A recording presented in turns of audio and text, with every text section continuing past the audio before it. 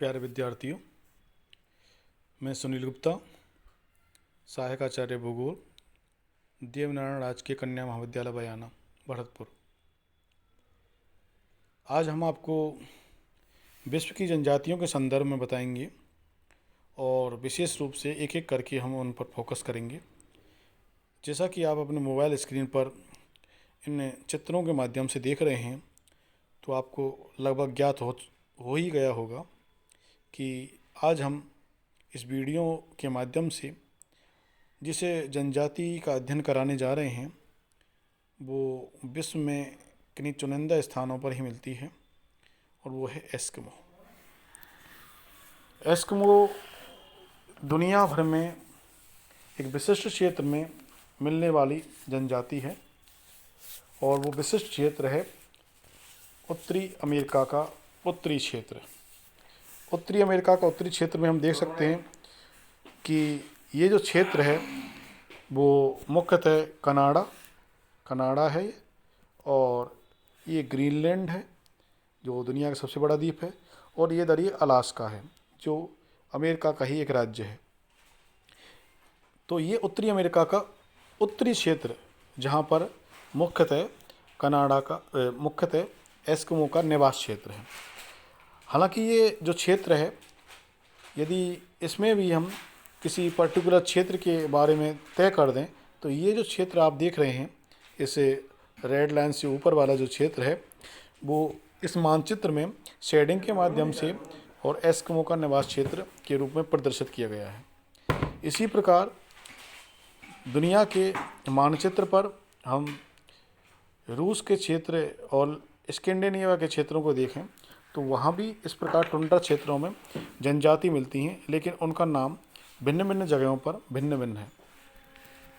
इस प्रकार हम देखेंगे कि अलास्का और ग्रीनलैंड और उत्तरवर्ती कनाडा जो क्षेत्र है, इसमें एस्किमो नामक जनजाति निवास करती है। सामान्यतः इसका जो अर्थ है वह है कच्चा मांस खाने वाला, और पूरी तरह से ये आखेट पर ही निर्भर है, क्योंकि यहाँ पर लगभग 9-10 महीने और हिमपात होता है, बर्फबारी होती है, हिमपात होता है। तो ऐसी स्थिति में यहाँ पर और उस भौगोलिक परिस्थिति में, विषम भौगोलिक परिस्थिति में और रहना बहुत ही मुश्किल है। तो एस्किमो उसी ढंग से, उसी प्रकार से अपना जीवन यापन करते हैं, इसलिए उनका जीवन बहुत ही कठोर होता है क्योंकि कठोर जलवायु में निवास करते हैं। ग्रीनलैंड, कनाडा और अलास्का, इन क्षेत्रों में मुख्यतः ये जनजाति मिलती है। लैप्सलैंड, जिसको स्कैंडिनेविया बोलते हैं, और साइबेरिया के उत्तरी क्षेत्र में भी चुकची, युगागीर जैसी कुछ जनजातियां मिलती हैं। ये मुख्यतः मंगोलॉयड प्रकार की जनजाति है। मंगोलॉयड प्रकार की ये प्रजाति का नाम है और मंगोलॉयड प्रजाति की जनजाति है एस्किमो। यदि हम इनके शारीरिक कदकाठी संरचना को देखें तो इनका जो रंग है वो रंग इनका भूरा पीलापन लिए हुए, और चेहरा देखें तो गोल और आँखें काली छोटी, इस प्रकार मुँह चौड़ा, जबड़े भारी, दांत सफ़ेद मजबूत होते हैं। ये इनकी कुछ विशेषताएं हैं। इनका कद छोटा होता है और इनकी विशेषताएं देखें, चारित्रिक विशेषताएं, तो हम मिलेंगी कि ये गंभीर स्थिर व्यक्ति होते हैं, क्योंकि जलवायु ने इनको ऐसा अड़िग और गंभीर व्यक्ति बना दिया है। और घुमक्कड़ लोग होते हैं। घुमक्कड़ अपने आखेट के लिए यानी अपने शिकार के लिए घूमते रहते हैं, और मुख्य धंधा या मुख्य रोजगार जो है वो इनका है आखेट। आखेट पर ही पूर्णतः निर्भर रहते हैं, और आखेट में मुख्यतः मछली इनका मुख्य शिकार है।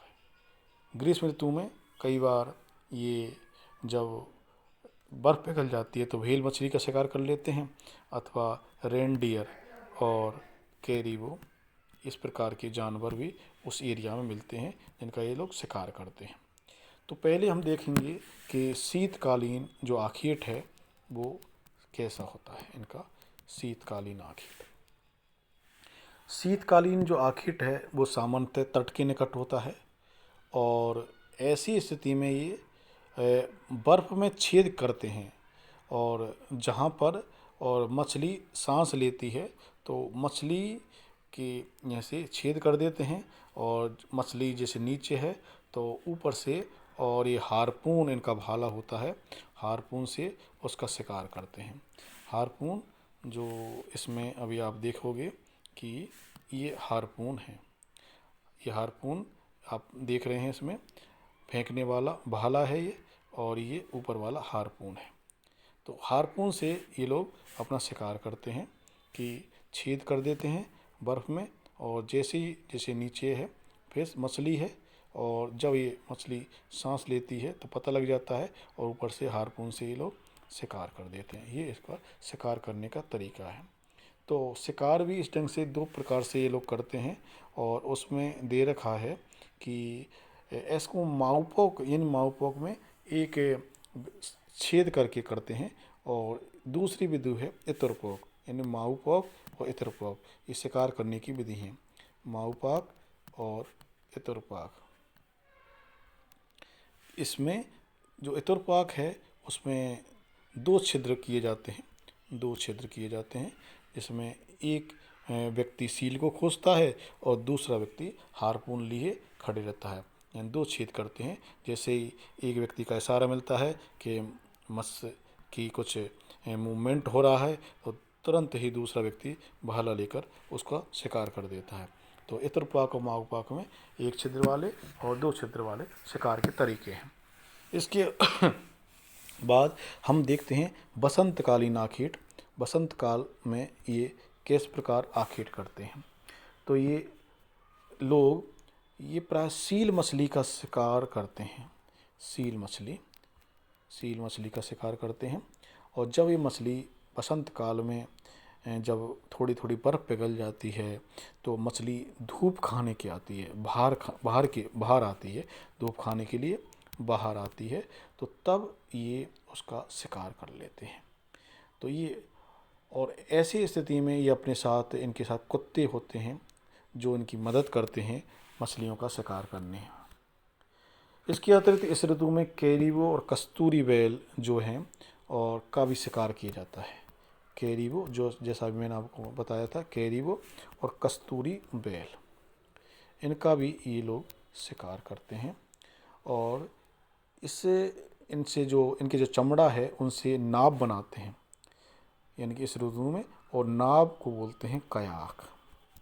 ये चमड़े से बनती हुई है, कैरिबो आदि के चमड़े से कयाक बनती है। अब मैं कयाक नाव को आपको इसमें बताऊंगा। इसमें आप ये देख रहे हैं, इन जो नाव है वो इसमें लिखा हुआ है कयाक के साथ एस्किमो। तो कयाक नाव है वो चमड़े से बनी है, कैरिबो के चमड़े से। तो इस प्रकार ये कयाक है। इसके बाद आप देखें ग्रीष्मकालीन आखेट, कि ग्रीष्मकाल में ये कैसे आखेट करते हैं। जब बर्फ़ पिघलने लगती है तो कैरिबो के विशाल झुंड बाहर निकल कर आ जाते हैं, झुंडों में मिलते हैं कैरिबो, और रेनडियर मिलते हैं। तो रेनडियर और कैरिबो झुंडों में मिलते हैं, और तब एस्किमो लोग इनको अपने शिकारी कुत्तों की सहायता से, इनके पास शिकारी कुत्ते रहते हैं, शिकारी कुत्तों की सहायता से इनका शिकार करते हैं। इस प्रकार ये बसंतकालीन, शीतकालीन और ग्रीष्मकालीन प्रकार, यानी विभिन्न ऋतुओं में वो अपना जीविकोपार्जन, अपने खाने की व्यवस्था कैसे करते हैं, ये अभी आपको पता है। अब इनके घर कैसे होते हैं। घर हमारे और आपकी तरह सामान्य पत्थर ईंट के नहीं होते हैं, क्योंकि वो लोग जिन परिस्थितियों में रहते हैं उसी प्रकार उनका घर होता है। इनके घर को बोलते हैं इग्लू। इग्लू एक विशेष प्रकार का घर होता है, जैसा कि आपको इसमें मोबाइल स्क्रीन पर आप देख रहे हैं। ये बर्फ़ की सिलाएं काट काट करके उन पर एक दूसरे पर जमा करके और गुम्बदनुमा ये घर बनाते हैं। और इसमें बिल्कुल ही, और इस ढंग से वैज्ञानिक तकनीक का इस्तेमाल करते हैं कि अंदर इसमें और चमड़ा लगा देते हैं, जिससे ईयर की गर्मी से और वो कुचालक का काम करती है और बर्फ़ की ये शिलाएँ और पिघल नहीं पाती हैं। इस प्रकार ये इग्लू उनको, और नीचे जो ये आप देख रहे हैं जो इनका ये दरवाज़ा है, ये बहुत ही छोटा रखते हैं और इसमें रेंग करके प्रवेश किया जाता है। सामान्यतः ये इनका घर होता है।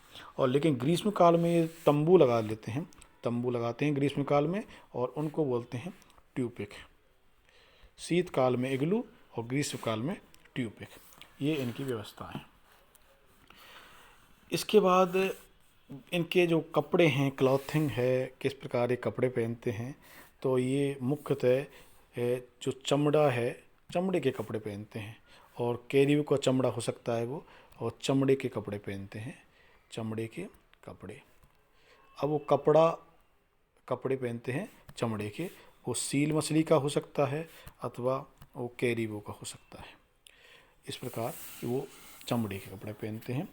और जहाँ कैरियो नहीं पाए जाते हैं वहाँ ध्रुवीय बालों से भी ये कपड़े बना लेते हैं। इसके बाद हम देखते हैं कि पुरुष जो होते हैं उनकी बदन पर आधुनिक जो जर्सी है उससे मिलता जुलता एक बाहाँदार वस्त्र पहनते हैं, उसको तिमियाक बोलते हैं। आप ये देखिए, इस प्रकार की जो शब्द हैं पूछ लिए जाते हैं। ये तिमियाक है, ये पुरुषों का वस्त्र है, पुरुषों का वस्त्र है और बाहाँदार वस्त्र है। और तिमियाक के ऊपर जो पहने जाने वाला कपड़ा है उसको अनुहाक बोलते हैं, अनुहाक। ये जो है वो तिमियाक के ऊपर पहना जाता है। और इसके बाद जो है पुरुष, स्त्रियां, बच्चे सभी घर के भीतर और बिना किसी वस्त्र के भी रह सकते हैं। और कौन कौन से उपकरण ये इस्तेमाल करते हैं उनको आप देखेंगे कि एस्किमो अपनी आर्थिक क्रियाओं के लिए कयाक, जो अभी मैंने बताई थी, ये नाव है कयाक, और ये मछली के चमड़े से और बनाई जाती है, पर शिकार करने में इनकी मदद करती है। और दूसरा है उमियाक। ये उमियाक आप इस मोबाइल स्क्रीन पर देख रहे हैं कि ये स्त्रियों द्वारा उपयोग में ली जाने वाली नाव है उमियाक। ये भी नाव है उमियाक भी। और ये सील मछली की हड्डियों से, और कयाक और उमियाक जो नौकाएं हैं उनका निर्माण किया जाता है हड्डियों से, और बाद में इस पर चमड़ा मढ़ दिया जाता है। इसके बाद आप हारपून देखोगे तो हारपून में आपको देखने को मिलेगा कि इस प्रकार ये मानचित्र में आप देखोगे, ये हारपून है और ये फेंकने वाला भाला है नीचे, जो मैंने अभी बताया कि मछलियों का शिकार किया जाता है हारपून से। वो विधि अलग हो सकती है, माउपोक और इतरपोक। और हारपून की जो विशेषता है, ये एक कठोर लकड़ी की लंबी नोक वाला होता है, लंबी नोक और कठोर लकड़ी होती है ताकि टूटे नहीं, एक साथ जैसे जोर से और प्रहार किए जाए। और इसमें हाथी दांत का अग्रभाग लगा दिया जाए, नुकीला पार्ट जो होता है, ताकि मछली के अंदर वो धंस जाए या मछली का शिकार कर ले। और अग्रिम जो मुठिया है वो बालरस के दांत से भी बनाई जाती है इस प्रकार। और हड्डी का हारपून बनाया जाता है, और हारपून की जो डोरी है इस नोक से और पार्श्वभाग के छिद्रों से जुड़ी होती है। तो इस प्रकार ये हारपून की विशेषता थी। इसके बाद हम देखेंगे स्लेज गाड़ी। स्लेज का नाम आपने सुना ही होगा, आप इस मानचित्र, इस इमेज में आप देखोगे स्लेज गाड़ी है। और स्लेज सामान्यतः ग्रीष्म ऋतु में जो शिकार होता है उसमें मदद करती है कि इस पर बड़ी बड़ी, जैसे व्हेल मछली का शिकार कर लिया और व्हेल मछली बड़ी भारी वजनी होती है, तो उसको स्लेज गाड़ी पर और डाल करके उसको खींचा जा सकता है। तो स्लेज गाड़ी द्वारा ये कुत्तों के दल द्वारा और मुख्यतः खींची जाती है, और मछली की हड्डी अथवा लकड़ियों से बनाई जाती है स्लेज गाड़ी। इसके बाद आप देखोगे कि जो ये आप चित्र देख रहे हैं वो रेंडियर का देख रहे हैं, जिसका मैंने अभी आपको कई बार नाम बोला था कि रेंडियर एक जानवर होता है जिसका प्राय एस्किमो लोग शिकार करते हैं। यदि हम इनके सामाजिक व्यवस्थाओं की बात करें तो समाज में और वृद्ध पुरुष प्रत्येक समूह में होता है, जिसका सम्मान भी होता है। और एस्किमो लोगों में बहुपत्नी प्रथा होती है, पॉलीगाइनी, यानी कि बहुपत्नी प्रथा, बहुपत्नी प्रथा होती है। और वृद्ध पुरुष इनमें सम्माननीय होता है, जिसकी बात ये लोग मानते हैं।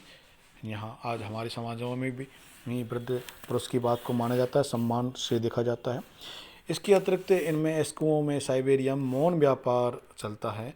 मौन व्यापार कि ये लोग अपनी कोई उपलब्ध सामग्री दूसरी जगह रख देते हैं और जिसके साथ ये व्यापार करना चाहते हैं, और जो जिसको सामग्री क्रय या विक्रय करनी है वो भी अपनी सामग्री रख देता है।